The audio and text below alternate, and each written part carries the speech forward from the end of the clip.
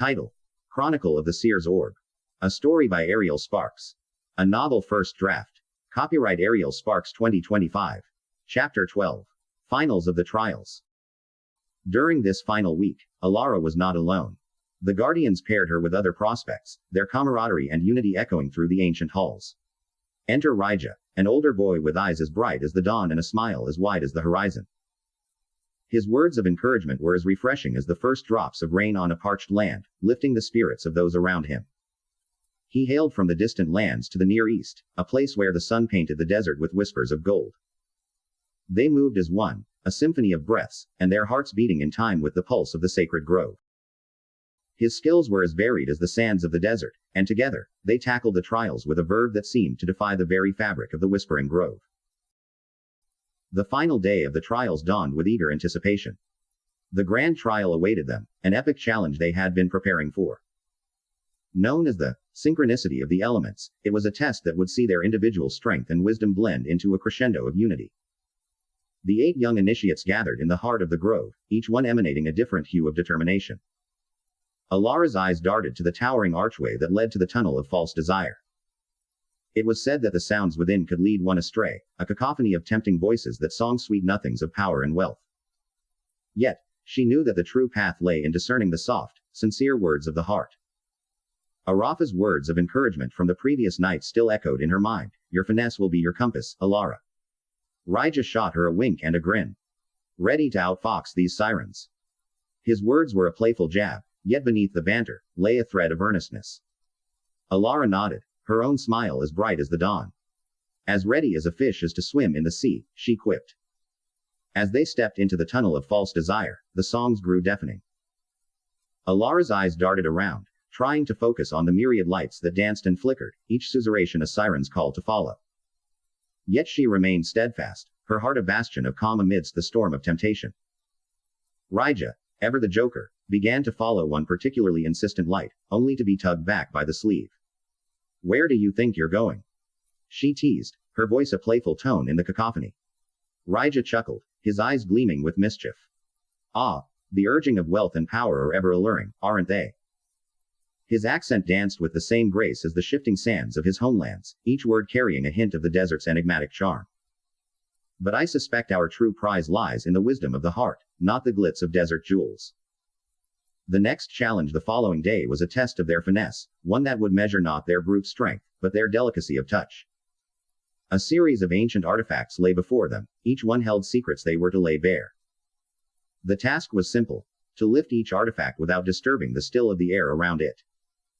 Raija approached with the grace of a desert fox, his fingers hovering just above the objects. Remember, Alara, he murmured, his voice a warm hush. A soft touch speaks louder than a shout in the halls of wisdom. Alara took a deep breath, focusing on the energy of the grove that seemed to be urging her on. She approached the first artifact, a crystalline orb that shimmered with the sparkle of 1,000 stars. She reached out, her hand trembling slightly, and with a gentle touch, she lifted it. The calls grew louder, but she remained unfazed, her movements as smooth as a gentle breeze. The second artifact was a dagger, its blade a razor's edge.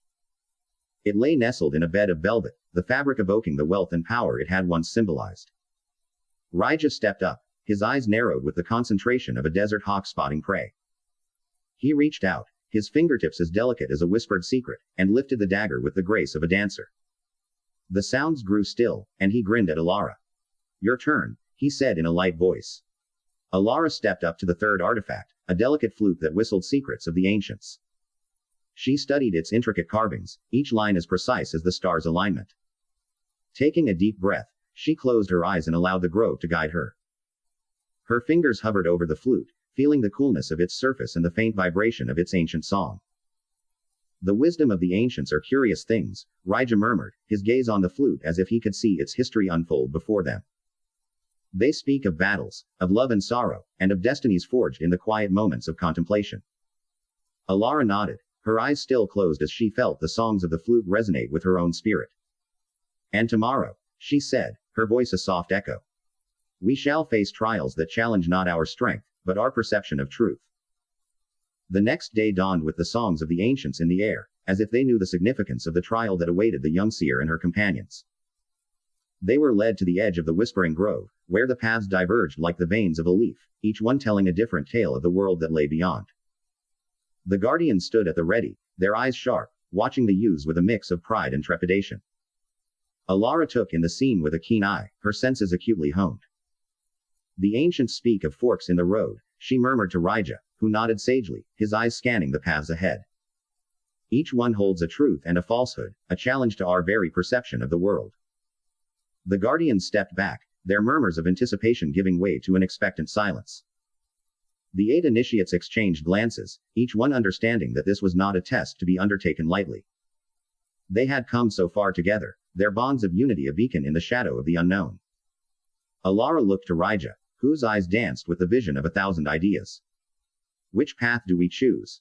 She asked quietly. You are the seer, Rija snapped back with a smirk. Which way does your heart follow? They shared a knowing look, their friendship grown as strong as the trees of the grove itself. Alara stepped forward, the echoes of the ancients swirling around her like a gentle fog.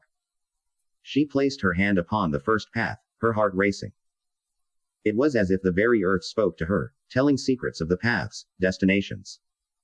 The second path felt colder, its sensation more distant and cryptic. The pathway here speak of a journey fraught with shadows and deception.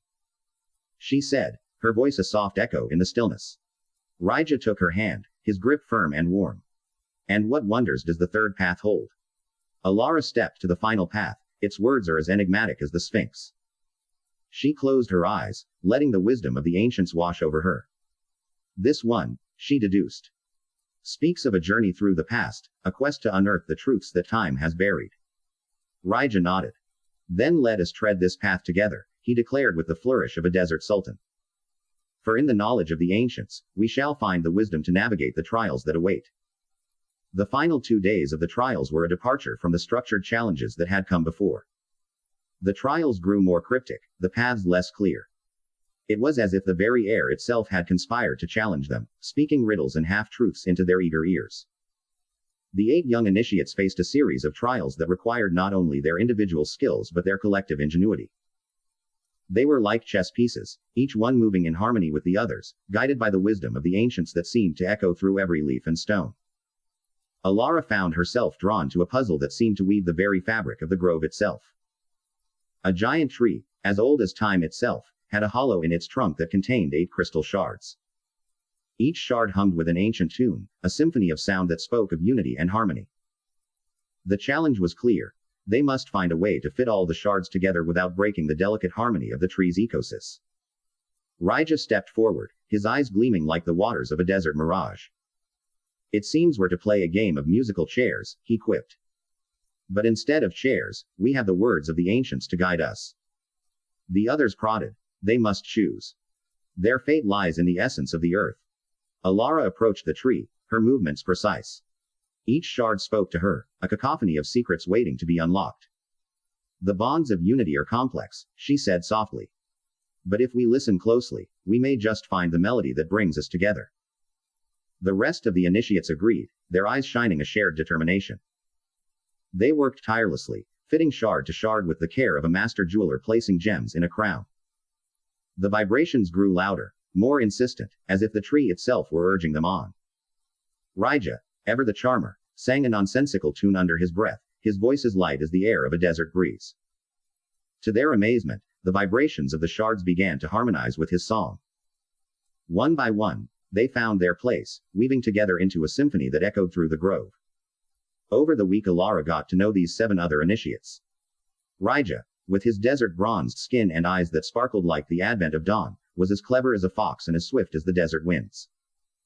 Xie Kim, the quiet girl from the Far East, had skin like almonds and squinted eyes that could disarm even the most hardened hearts. Her movements were as precise as the strike of a sculptor's hammer, each motion a testament to her unparalleled skill.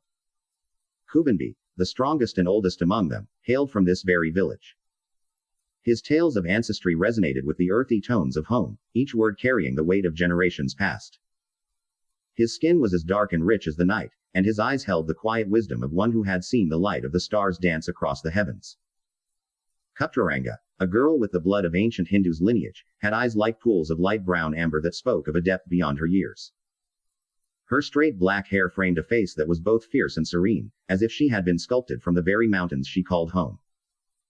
Akacheta, the wild-eyed boy with a name that spoke the lure of his faraway homeland, had skin kissed by the sun's rays until it was the color of warm sands. His hair was as untamed as the unpredictable winds that swept across the endless plains. His eyes, a deep brown, mirrored the call of the wild, reflecting the boundless freedom of the lands far beyond the whispering grove. Adela, with her soft features and gentle waves of hair, evoked the islands that bathed in perpetual sun. Her eyes, large and round like the depths of the sea, held the quiet allure of the horizon's promise in each glance, a gateway to distant shores and untold adventures. Her light brown complexion was a canvas for the painting of 1,000 island sunsets. Lastly, Kalado, he was from the northern banks of the River Nile east of the Great Atlas Mountains. Together, the 8 of them faced the final challenge, a maze of murmurs that mirrored the labyrinthine paths of the grove. The air was thick with the echoes of doubt and fear, yet their unity remained as steadfast as the tenet of the ancients that had guided them thus far. Kalado, the scholarly young man, approached the maze with the keen eye of a cartographer. His smooth black hair, adorned with soft curls, bobbed as he studied the intricate patterns of the hedges, his light coffee skin a stark contrast to the emerald foliage. He quipped, this is not unlike navigating the banks of the Nile before she embraces the vastness of the Atlan Sea. Adela, the girl from the islands with the waves of the sea in her eyes, had remained largely silent throughout their journey.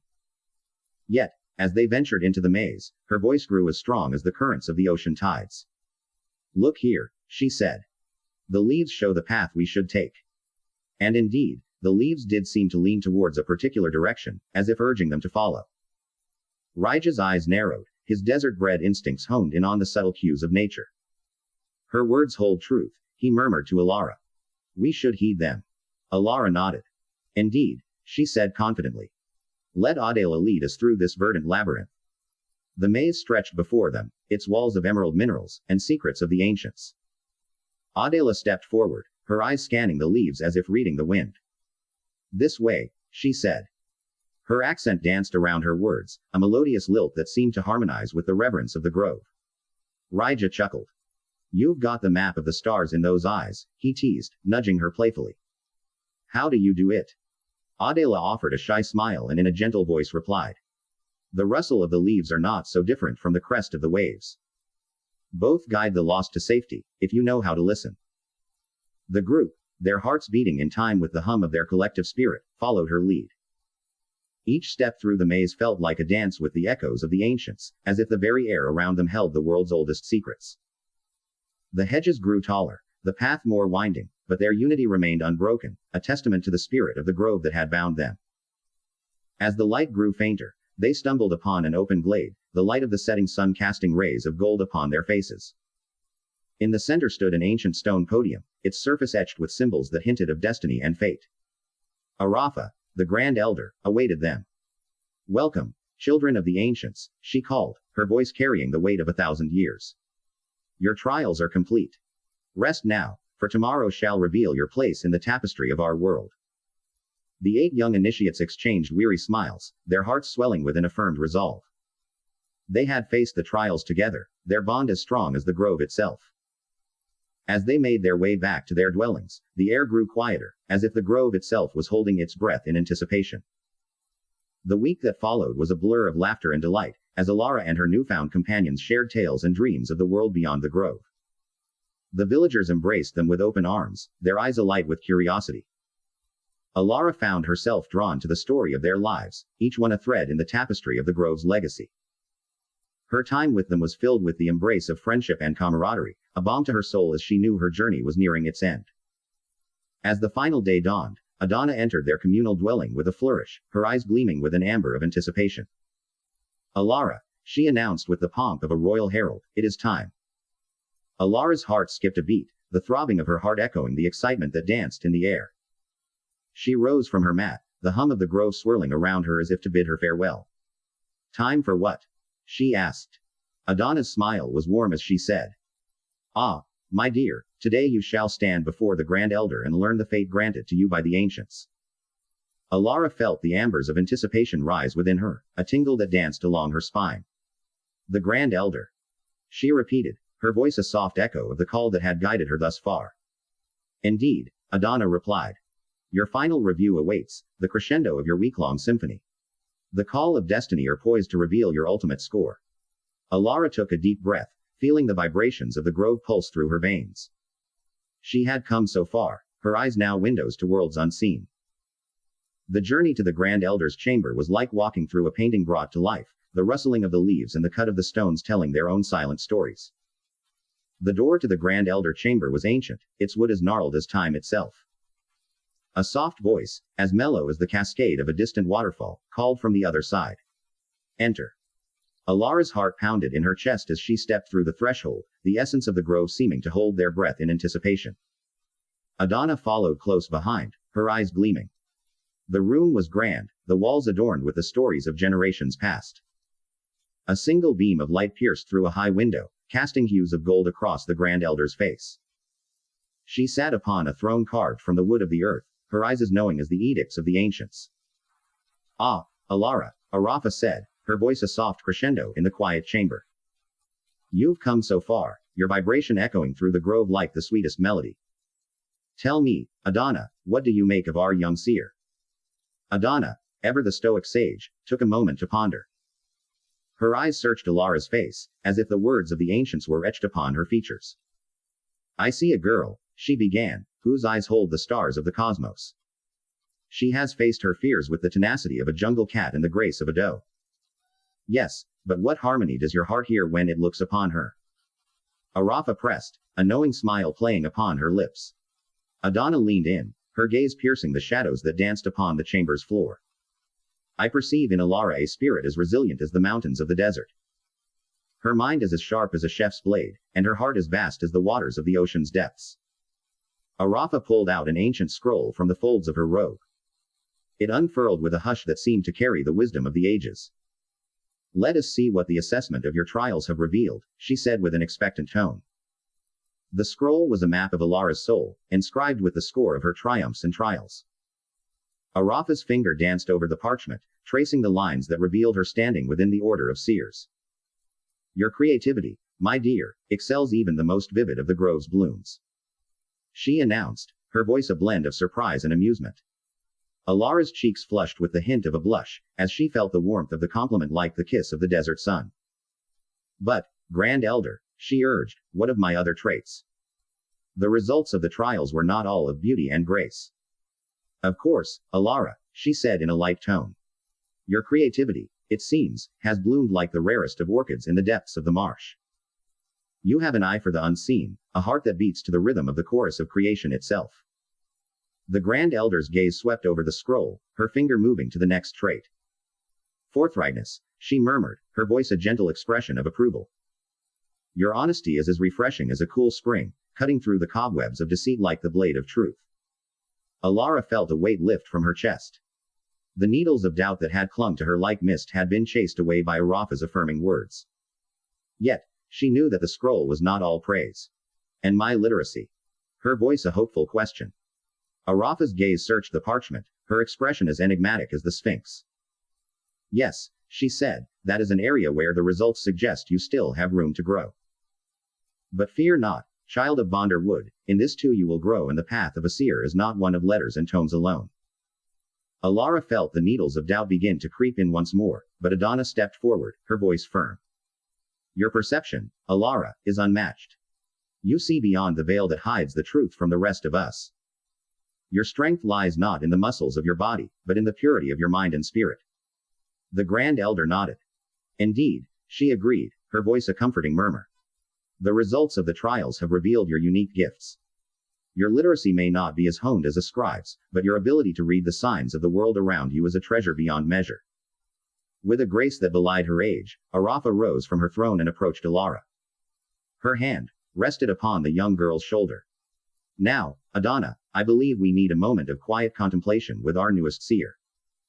Adana nodded once and retreated from the chamber with a bob of her head that evoked respect. The door closed with a gentle snick, leaving Arafa and Alara alone in the sanctum of the hall. The air was thick with the hum of the ancients, a silent symphony that seemed to hold its breath. Arafa turned to Alara and said, Your mother, young seer, will visit you here. Her voice a soft crescendo of comfort. Her devotion is strong, And she will find you, as surely as the rivers find the sea. Alara's heart fluttered. Here, in the grove? She asked, her voice a gentle echo of her pressing desire. Indeed, Arafa replied. She will be taken and received into this sacred place. Alara felt a thrill of excitement. But why here and not at the haven of the Whispers Infinite where I will have my training, Grand Elder? She inquired. Arafa explained with a warm smile. The grove is where echoes of the ancestors resonate strongest, and 5 days will she stay. It is here that the veil between the worlds is at its thinnest, a mere gossamer thread fluttering in the breeze. Alara's eyes widened. So 5 days and 4 nights, she repeated, her voice eager. That's how long I will have with her, Grand Elder. Yes, child, and twice shall she visit before your first return to your familiar abode. Arafa continued. You shall be away from home for 7 years. A time span longer than the heartbeat of a mayfly's life, yet as brief as the blink of an ancestor's eye. During this epoch, you shall visit Bonder Wood twice, as the swallows return to the warm bed of their nests in the heart of the seasons of spring and fall. Alara's eyes searched Arafa's face, her heart a symphony of crescendos. 7 years, she murmured. So much can change in that time, Grand Elder. True, my dear, she said. Yet, it is in times of change that we grow the most. Think of the passing of the seasons, each one a lesson in transformation, each one necessary for the cycle of life to continue. With that, she called out, Adana, rejoin us, for I have more to share. The door to the chamber swung open with a creak of the ancient hinges, and Adana strode back in, her eyes as keen as the brisk sky of the desert at dawn. Arafa rolled the scroll and placed it back within the folds of her robe with a flourish that spoke to her mastery of the secrets and tradition. The Grand Elder declared, Alara, your spirit have sung a tune of promise that we have not heard in generations. Adana, with pride in her eyes, stepped closer to Alara. Indeed, she said. Your talents surpass even our seasoned seers. Arafa nodded solemnly, the clarity of her thoughts weaving an intricate tapestry of destiny before her. Alara, she announced, you are to be fast-tracked for advanced training.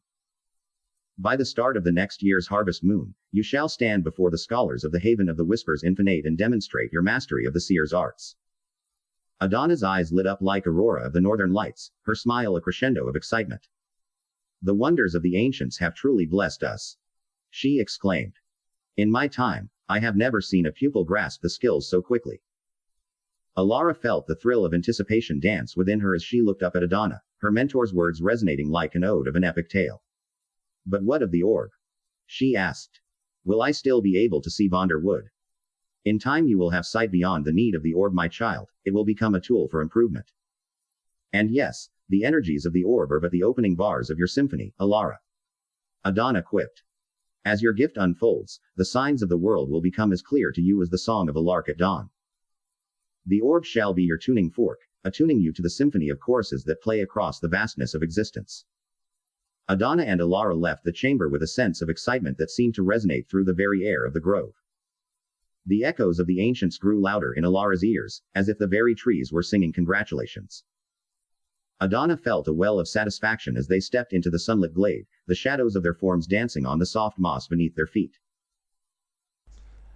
Alara has completed the finals of her trials, and has been introduced to 7 new friends. How will these individuals affect Alara and her goals?